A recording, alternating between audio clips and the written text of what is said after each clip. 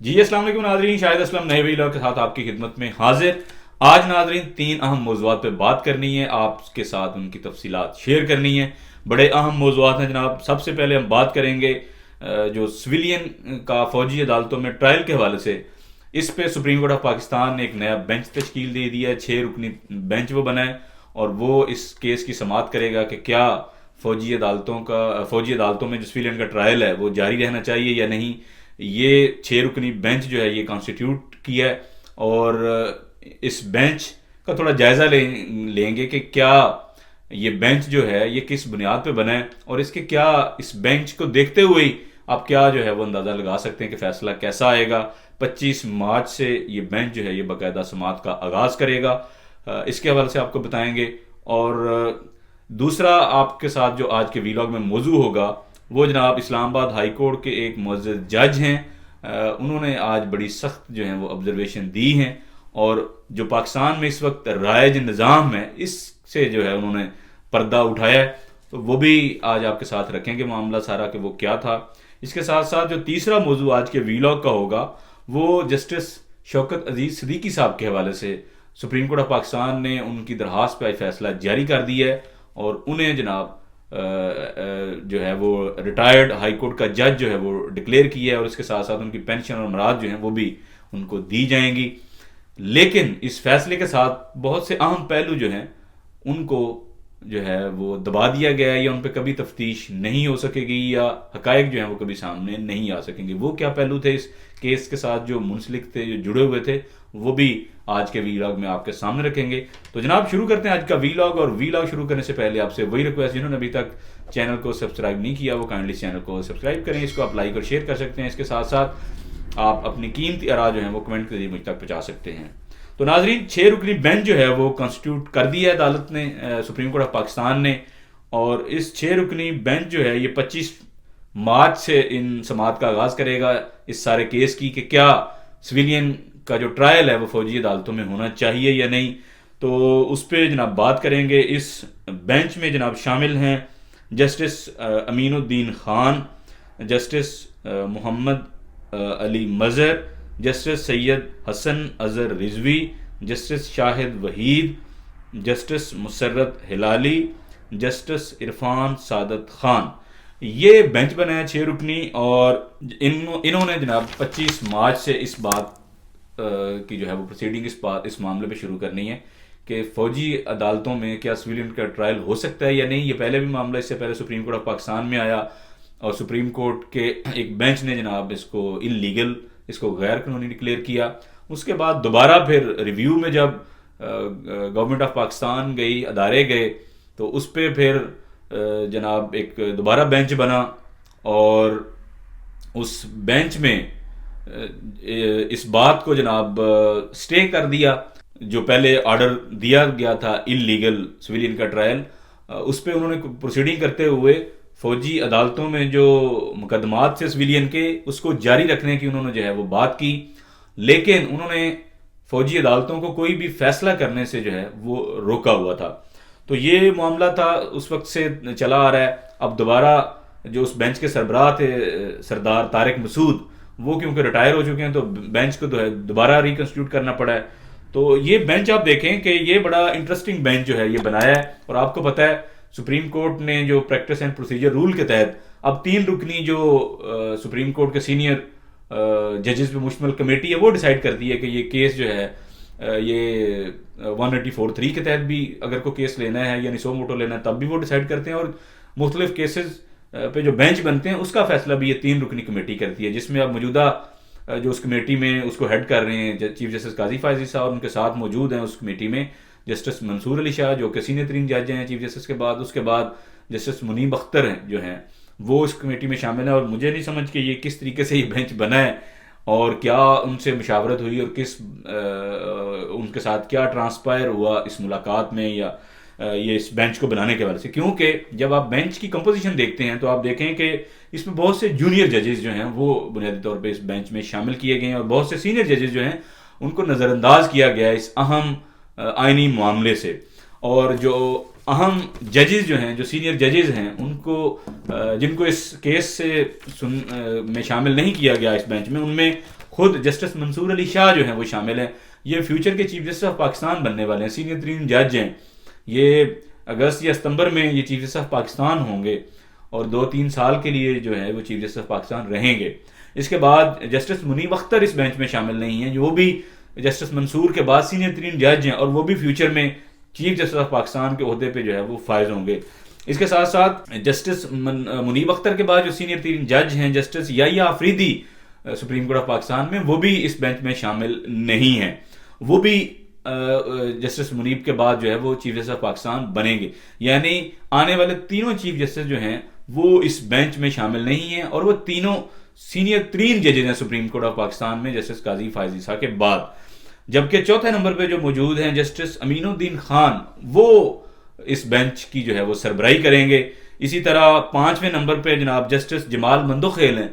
ان کے بھی 1 دن پہلے بڑے سخت ریمارکس آئے جب انہوں نے 9 مئی کے ملزمان کی ضمانت 1 دن پہلے منظور کی, تو انہوں نے بڑے سوال اٹھائے 9 مئی کے مقدمات کے حوالے سے, تو ان کو بھی اس بینچ میں جو ہے وہ شامل نہیں کیا گیا. وہ نمبر 5 میں تھے سینیارٹی میں. اسی طرح جو سپریم کورٹ میں جسٹس عائشہ ہیں وہ بھی نمبر 7 پہ تھی, ان کو بھی اس بینچ میں جو ہے وہ شامل نہیں کیا گیا. اسی طرح نمبر 8 پہ جسٹس اطہر من اللہ, جن کا ایک بڑا ٹریک ریکارڈ ہے ہیومن رائٹس کے حوالے سے, پرو ڈیموکریٹک جو ڈیسیجن ہیں یا ان کے حوالے سے وہ جانے جاتے ہیں, ان شہری آزادیوں کے حوالے سے وہ جانے جاتے ہیں, ان کو اپ ہولڈ کرنے کے حوالے سے, وہ بھی اس بینچ میں جو ہے وہ شامل نہیں ہیں. تو یہ جونیئر ججز پہ مشتمل تقریباً ایک بینچ جو ہے وہ بنے, اور اس بات سے ہی آپ اندازہ کر سکتے ہیں کہ اس کا کیا فیصلہ جو ہے وہ ہو سکتا ہے. اور بظاہر یہ ظاہر ہے اس پہ کوئی اس طرح کا آبزرویشن یا اسیسمنٹ اس طرح سے کرنی تو نہیں چاہیے, لیکن اس بینچ کی کمپوزیشن کو دیکھتے ہوئے یہ ایسا لگ رہا ہے کہ جو فیصلہ آ سکتا ہے ممکنہ طور پر سپریم کورٹ آف پاکستان کا سویلین کا فوجی عدالتوں میں ٹرائل کے حوالے سے, وہ شاید انڈورسمنٹ ہو اور فوجی عدالتوں میں یہ معاملات سویلین کے ٹرائل کا ہو سکتا ہے,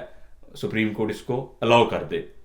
اور جس کے بعد ظاہر ہے کیونکہ یہ مقدمہ اتنا اہم مقدمہ ہے جس میں براہ راست بہت سے سویلین کا ٹرائل جو ہے جو آلریڈی چل رہا ہے, ان کی کنوکشن کے معاملات ہیں, جزا سزا کے معاملات ہیں, اور یہ 9 مئی کے جو خاص کر کے مقدمات ہیں ان کے حوالے سے یہ سارا معاملہ جڑا ہوا ہے. اور یہ صرف 9 مئی تک نہیں رہے گا, کیونکہ اس کے بعد تو آپ پھر اجازت دے رہے ہیں نا کہ سویلین کو آپ فوجی عدالتوں میں ٹرائل کریں,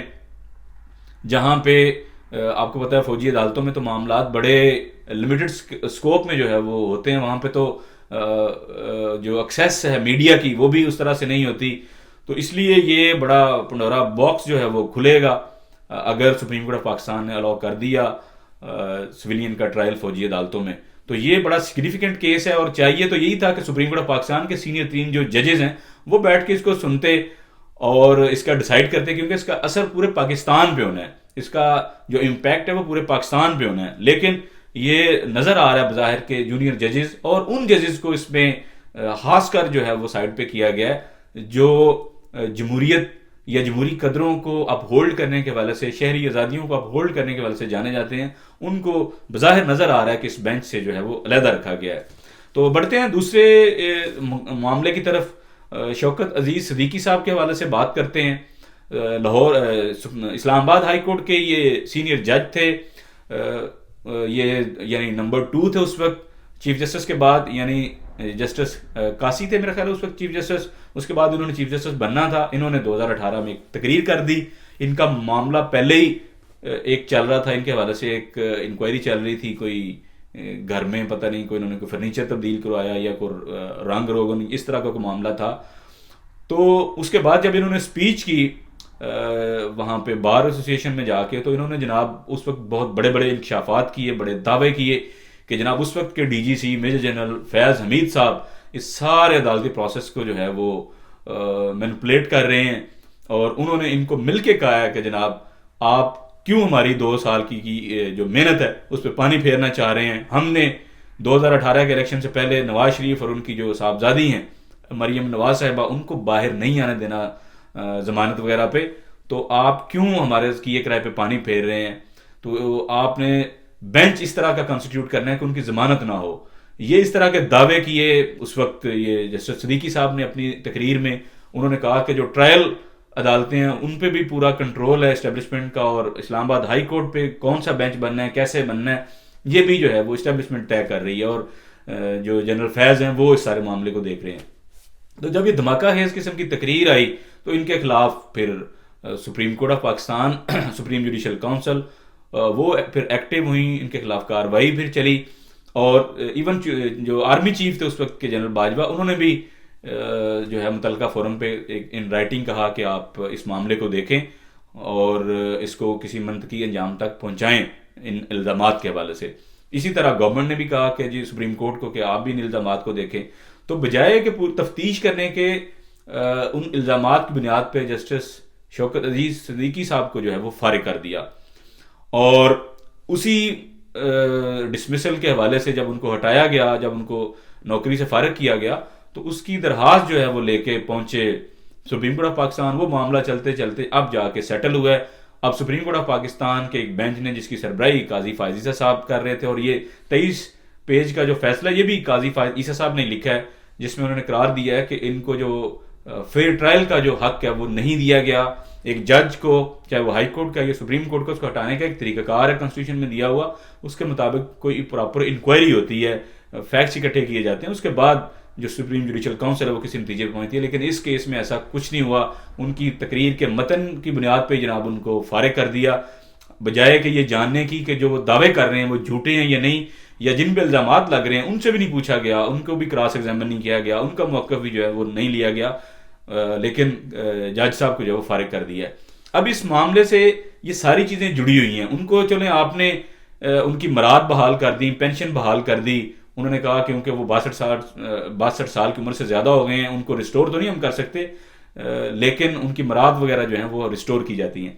بھائی بات یہ ہے کہ ان کو آپ نے ریسٹور کر دیا، ان کی پینشن مراد سارا آپ نے بحال کر دیا، اچھی بات ہے، ان کے ساتھ انصاف ہوا، لیکن جو ان کے دعوے تھے، جو ان کے کلیم تھے اتنے بڑے بڑے کہ کس طرح اسٹیبلشمنٹ اور جنرل فیض سارے معاملے پہ اثر انداز ہو رہے تھے، بینچوں کی تشکیل کو لے کے فیصلوں تک، تو ان الزامات کی کون تفتیش کرے گا؟ جنرل فیض صاحب کے حوالے سے جو ان کی ذات پہ لگے ایلیگیشن، ان کی کون تفتیش کرے گا؟ اس کے لیے تو ایک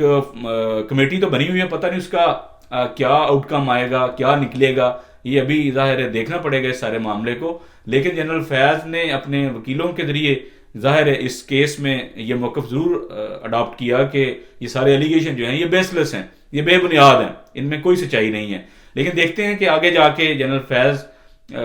کے حوالے سے جو چیزیں آتی ہیں، جو ایک کمیٹی بنی ہوئی ہے، ایک اسپیشل کمیشن کو بنا ہوا ہے، جو دھرنا تھا فیض آباد کا اس کو لے کے، تو یہ سارے معاملہ اس کے ساتھ لنک ہیں بیسیکلی۔ تو دیکھتے ہیں جنرل فیض کے حوالے سے کیا فائنڈنگ آتی ہیں اس کمیشن کی، تو تب اس معاملے پہ جو ہے وہ فردر بھی انشاءاللہ بات کریں گے۔ تو اب تیسرے معاملے کی طرف آتے ہیں جناب، جو ہے اسلام آباد ہائی کورٹ کے ایک جج صاحب، ان کے حوالے سے انہوں نے جناب آج بڑے اہم ریمارکس دیے ہیں۔ اسلام آباد ہائی کورٹ کے جناب جج ہیں جسٹس سردار اعجاز اسحاق خان، یہ احتشام کیانی صاحب نے رپورٹ کی ہے، ان کی ٹویٹ سے میں آپ کو کچھ چیزیں شیئر کر رہا ہوں۔ وہ بڑے زبردست صحافی ہیں، اسلام آباد ہائی کورٹ کور کرتے ہیں، احتشام کیانی صاحب۔ انہوں نے کہا کہ جناب جسٹس اسحاق جو ہیں ان کے ریمارک کو کوٹ کرتے انہوں نے لکھا ہے کہ ہم لوگ بھی یہاں بیٹھ کر ڈرامہ ہی کر رہے ہیں، سب کو پتہ ہے کہ یہ سب کیا ہو رہا ہے، جہاں سے جیل حکام کو آرڈرز آ رہے ہیں وہاں سے آنا رک جائیں گے تو یہ سب ختم ہو جائے گا۔ جیل حکام اور آر پی او پولیس سب کٹ پتلیاں ہیں، ملک میں 200 سینئر سول افسر غیر قانونی حکم ماننے سے انکار کر دیں تو نظام ٹھیک ہو جائے گا۔ یہ جناب جسٹس سردار اعجاز اسحاق خان صاحب نے آج ریمارکس دیے۔ اس کے ساتھ ساتھ انہوں نے کہا کہ ایک جگہ لکھا ہوا کاغذ ہے اور دوسری جگہ اس کے سر پر بندوق، گھر والوں اور اس کے کیریئر کو خطرہ ہے، ہم کیوں یہاں بیٹھ کر دکھاوا کر رہے ہیں؟ جب تک 200-301 نظریے کے لیے قربانی نہیں دیں گے یہ ایسا ہی رہے گا۔ یہ سردار اسحاق خان صاحب جو جسٹس ہیں اسلام آباد ہائی کورٹ کے، انہوں نے ریمارکس دیے اور اس کیس میں دیے جہاں پہ پی ٹی آئی کے بعد لوگ انہوں نے اپروچ کیا اسلام آباد ہائی کورٹ کو جناب کہ ہمیں آپ کی اجازت کے بعد بھی جو ہے وہ جیل اتھارٹیز ہمیں نہیں ملنے دے رہی عمران خان صاحب سے، تو اس پہ یہ سارے اس کیس کو سنتے ہوئے انہوں نے اس بات کے پہ جو ہے ریمارکس دیے ہیں، اور یہ بڑے اہم ریمارکس ہیں اس نظام کو سامنے رکھتے ہوئے کہ جناب ملک میں اس وقت کس طرح کا نظام جو ہے وہ رائج ہے۔ یہی جسٹس صاحب بھی کہہ رہے ہیں کہ ہم آرڈر کچھ کرتے ہیں وہاں پہ امپلیمنٹیشن ہی نہیں ہوتی، اور ان کے سر پر جو جناب بندوق ہے اور دوسری طرف کاغذ کا ٹکڑا، یعنی کہ ہمارا آرڈر ہے یا آئین اور قانون ہے، تو نوکریوں کا لوگوں کو خطرہ ہے۔ تو بات یہ ہے کہ آپ کو یاد ہو کہ شہباز شریف صاحب نے اپنے لاسٹ ٹینیور میں جو ان بابوؤں کی پروموشن کے معاملات تھے، جو سینئر بیوروکریٹ تھے، چاہے وہ پولیس کے افسران ہیں یا سول بیوروکریسی کے لوگ ہیں، ان کی پروموشن کو انہوں نے اٹیچ کر دیا تھا، ان کی جو ایویلویشن ہے وہ آئی ایس آئی کے سپرد کر دی تھی انہوں نے، کہ جو پاکستان کی طاقتور خفیہ ایجنسی ہے وہ ان کی ایویلویشن کرے گی، ان کی فائنڈنگ کے بعد، ان کی ریکمنڈیشن کے بعد جو ہے جناب ہم ان بابوؤں کو جو ہے وہ پروموشن دیں گے سینئر گریڈز میں۔ تو اس لیے یہ جو آج کے ریمارکس میں بھی یہ تاثر مل رہا ہے کہ جناب ان کو نوکریوں کا بھی خطرہ ہے اور باقی معاملات، تو اس بنیادی طور پہ شہباز شریف صاحب کے اس آرڈر کے ساتھ یہ ساری چیزیں لنک ہیں۔ اب کون جو ہے وہ بابو وہ جرت کرے گا، اسے نہیں پتا کہ نوکری کرنی ہے، اسے نہیں پتا کہ بعد میں پروموشن بھی لینی ہے، تو وہ کیسے جو ہے وہ جناب آئین اور قانون کے مطابق جو ہے وہ کوشش کرے گا چیزوں کو امپلیمنٹ کرنے کی بجائے کہ جو اسٹیبلشمنٹ کہہ رہی ہے اس کو اس نے دیکھنا ہے۔ تو یہ اس حوالے سے ایک اہم جو چیز تھی۔ اس کے ساتھ ساتھ آج یہ بات بھی سامنے آئی کہ جیل اتھارٹیز نے کہا کہ جناب یہ جو ویڈیو کال پہ قیدیوں سے بات کروانا ہے یہ غیر قانونی ہے، اس کا کوئی رول میں ایسی چیز نہیں ہے، کوئی قاعدے قانون میں ایسی چیز نہیں ہے، اس کی ہم اجازت جو ہے وہ نہیں دے سکتے۔ یہ سپرنٹینڈنٹ اڈیالہ جیل نے آج ہائی کورٹ میں جناب یہ جواب جمع کرایا ہے۔ تو اس بات سے بھی اب یہ نیا کٹا کھل گیا ہے، کیونکہ ادھر مریم نواز صاحبہ جب کوٹ لکھپت جیل گئی ہیں تو وہاں پہ ویڈیو کال کی سہولت، وہ سارا کیمروں پہ بھی ریکارڈ ہوا، اور انہوں نے کہا جناب یہ بڑا اچھا کام ہے، اس پہ نون لیگ نے بڑا اس کو پروموٹ بھی کیا، اس کو پھیلایا بھی کہ جناب دیکھیں کہ مریم نواز صاحبہ جو وزیر اعلیٰ پنجاب ہیں انہوں نے اتنی بڑی سہولت دے دی ہے کہ اب قیدی جو ہیں جیلوں میں بند وہ اپنے رشتہ داروں سے ویڈیو کال پہ بھی جو ہے وہ بات کر سکیں گے۔ تو یہ اب نیا کٹا کھل گیا کہ سپرنٹینڈنٹ اڈیالہ جیل کہہ رہے ہیں کہ ایسی کوئی رول میں اجازت نہیں ہے۔ دوسری طرف وزیر اعلیٰ پنجاب ہیں، وہ جا کے خود انہوں نے مانیٹر بھی کیا ویڈیو کالز کو۔ تو یہ اب آنے والی تاریخ میں یہ پتہ چل جائے گا نیکسٹ پیشی پہ، نیکسٹ ہیئرنگ پہ، کہ اس میں کیا کون سچا ہے، کیا پنجاب گورنمنٹ کا سٹانس ٹھیک ہے یا جو سپرنٹینڈنٹ اڈیالہ جیل کہہ رہے ہیں وہ ٹھیک ہے۔ تو اس حوالے سے بھی آپ کو جو ہے وہ مسلسل اپڈیٹ کریں گے۔ دیکھنے کے لیے بہت شکریہ، اللہ حافظ۔